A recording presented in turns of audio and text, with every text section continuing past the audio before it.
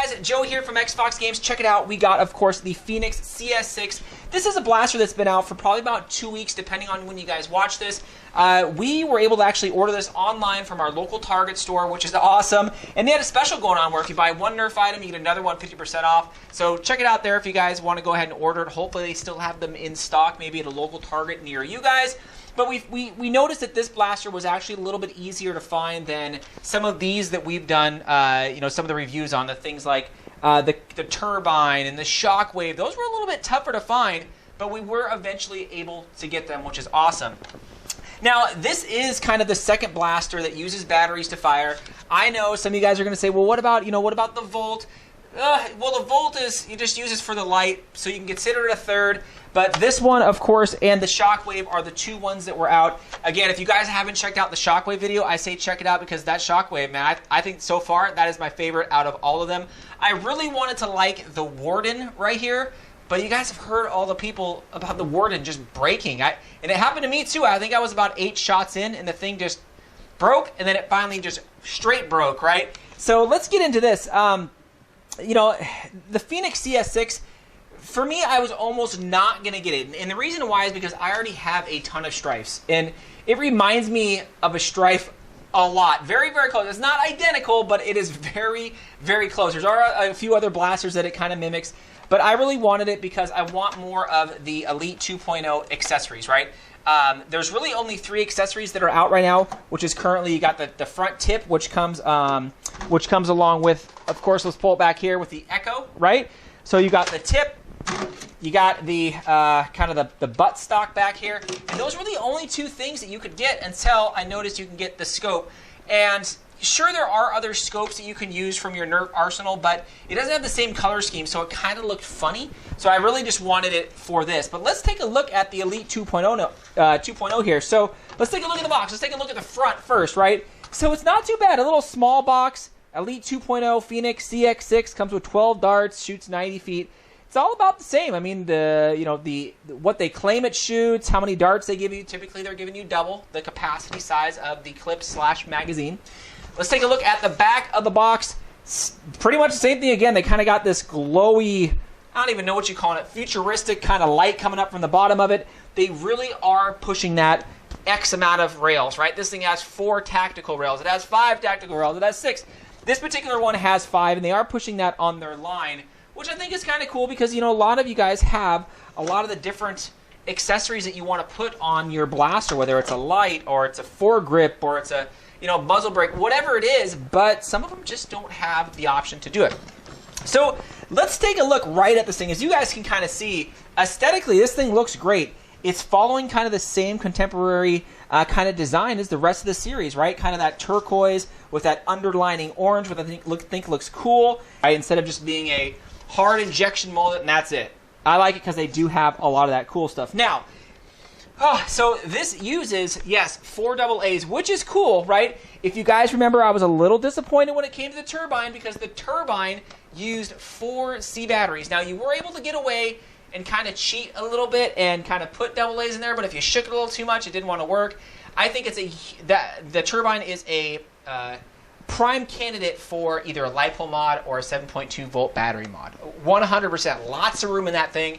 I just thought that, by now, Nerf would have said, you know what, we're going to get done with using the C and D batteries. We're going to give a little small battery pack. I mean, they did it for the Rival series right here. Why won't they do it for the rest of these? Which I'm like, even some of these that take just 4 AA's, I think that they should do that. Have a smaller battery pack and just make it easy for everybody to recharge and to use. Now, it's a little bit different than a Stryfe. So they actually have the battery pack right up here in the front. And it's pretty much kind of a flip door. You just unscrew it. You kind of flip that little lever down there, little thing, and it pops open, and you just slide the batteries in. And I think it's kind of a nice little design, all kind of clamped up there right in the front. However, it does make this thing really front heavy. I mean, man, when you're just holding it in your hand with the batteries and the scope on there and the clip/magazine, it's really, really front heavy. So I really almost need a grip on here and maybe a stock to kind of level this thing out. But you guys will notice it when you get it too. Once you put everything in there, you're like, ooh, that's really front heavy.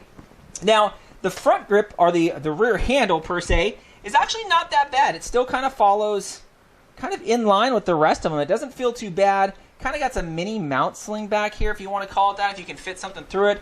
But it feels really good. Again, with my larger adult hands, it fits in there great. I still notice, though, with the magazine release here, again, you know, usually you can just push it with your finger and push forward. But man, I tell you, I want to see if you guys have the same issue with all of mine, is you can't push on the bottom of it. You actually have to push more towards the top. And it's still very difficult. You can't do it with one finger. You almost gotta, it's a lot more difficult than some of the other Nerf blasters that I've had. I'm just kind of curious if everybody else is still kind of having that same issue. Now, of course, one of the biggest things that I wanted, yes, is the actual scope.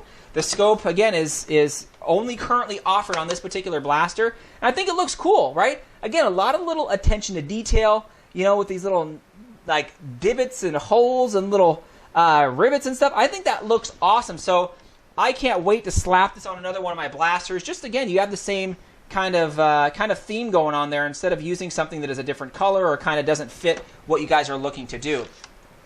Now, again, it does have 5 tactical rails. You know, that's the big selling point. So they have one back here in the back, which is about 4 inches long. They do have another one here in the front, which is about 5.5.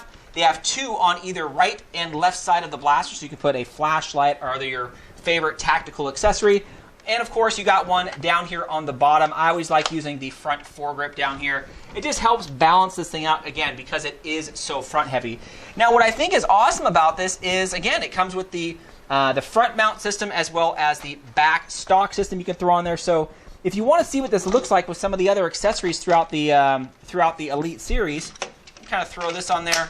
Again, look at that. Turns this thing into a completely different blaster. I might stick this up here. Oh yeah, much better.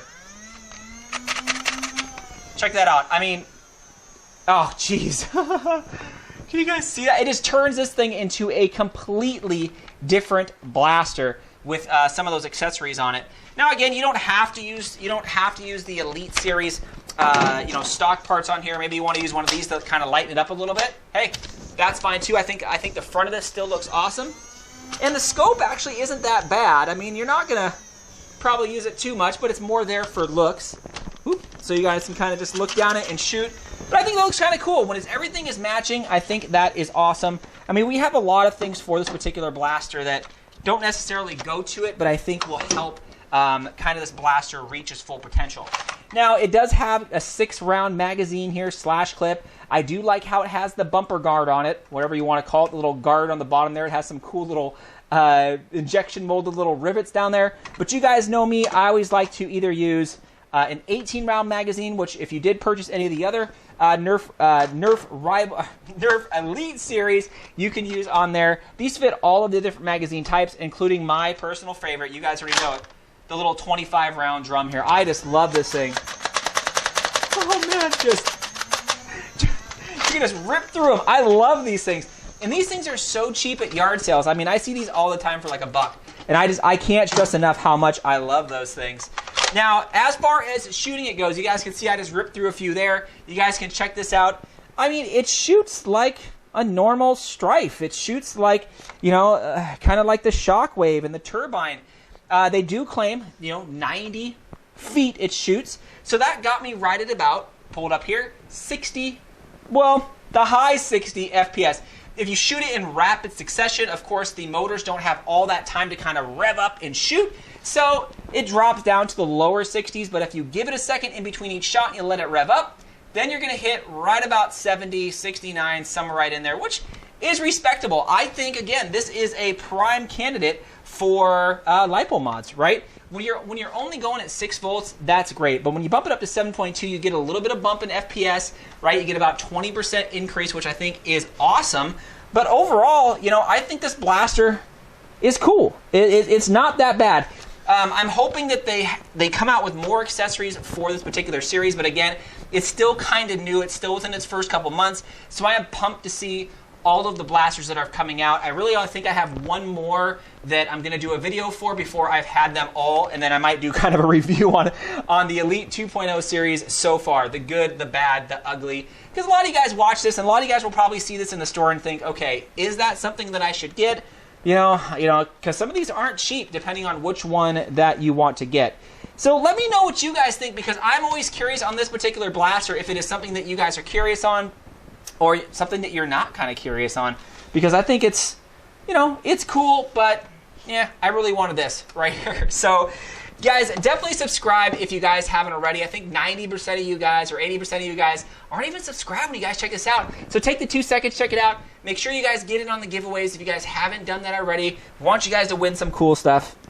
Thanks again, Fox fans.